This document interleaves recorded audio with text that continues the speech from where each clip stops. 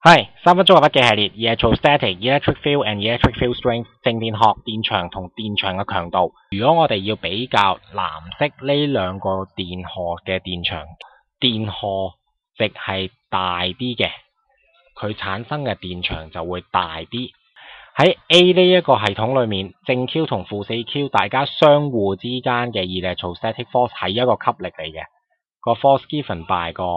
我哋嘅 Coulomb's law 庫倫定理，兩個 charge 相乘變咗負4 Q 嘅二次。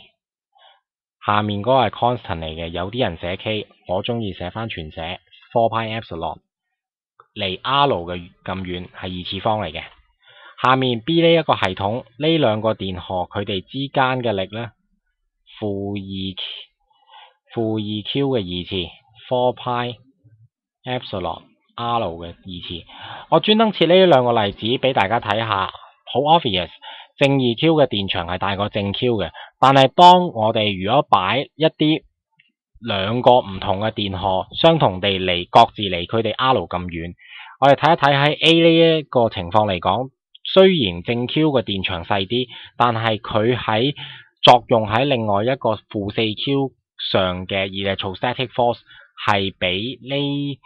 正2 Q 作用喺負 Q 呢一個 electrostatic force 為之細嘅，所以呢一個嘅力係大過呢一個嘅力嘅。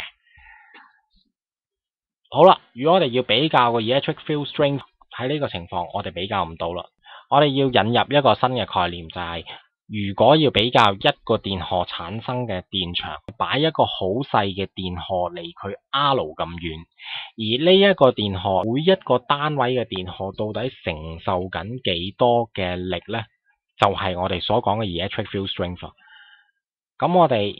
假設而家呢一個負4 Q 變咗做正 Q 啦，呢一個係好微不足道好細嘅電荷，點解？因為要唔可以影響正 Q 嘅電場。E 係等於翻佢哋相互之間嘅力啦，除翻佢呢一個正 Q 嘅電荷，成為每一個單位嘅電。